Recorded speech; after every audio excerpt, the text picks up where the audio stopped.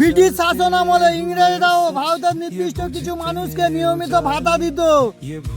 British সরকারের প্রতি বিশ্বস্ত স্থায়ী জমিদার, তালুকদার ও প্রভাবশালী নেতাদের রাজকীয় ভাতা দিয়ে নিজেদের পক্ষে রাখা হতো এবং রাজা ও নবাবদের একটি বড় অঙ্কের বার্ষিক ভাতার লোভ দেখিয়ে চুক্তি স্বাক্ষর করানো হতো। ইংরেজরা নিজেদের প্রশাসনিক ও রাজনৈতিক স্বার্থ সুরক্ষিত রাখতে তারা এই ভাতা ব্যবস্থা চালু করেছিল।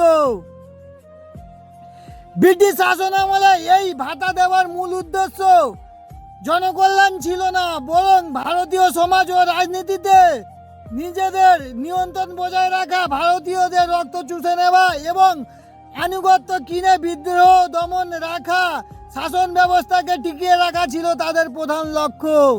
রাজা, নবাব, সর্দারদের শান্ত রাখতে, ব্রিটিশ এলাকায় হামলা বন্ধ রাখতে তাদের নিয়মিত অর্থ বা ভাতা প্রদান করা হতো।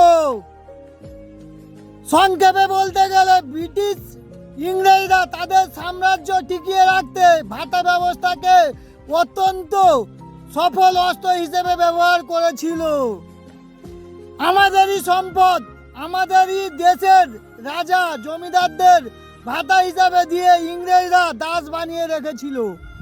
ইংরেজরা বিদ্রোহ দমনের জন্য এই ভাতা রাজনীতিকে এক অদৃশ্য অস্ত্র হিসেবে ব্যবহার করেছে। ইতিহাস আমাদের শেখায় উপহারের আড়ালে লুকিয়ে থাকা এই ভাতা কোনো সম্মান নয়, বরং শাসনের নামে নিখুঁত ফাঁদ। জয় হিন্দ, ইনকিলাব জিন্দাবাদ, ভারত মাতা কি জয়। आवाजें जो सच बोलती थी।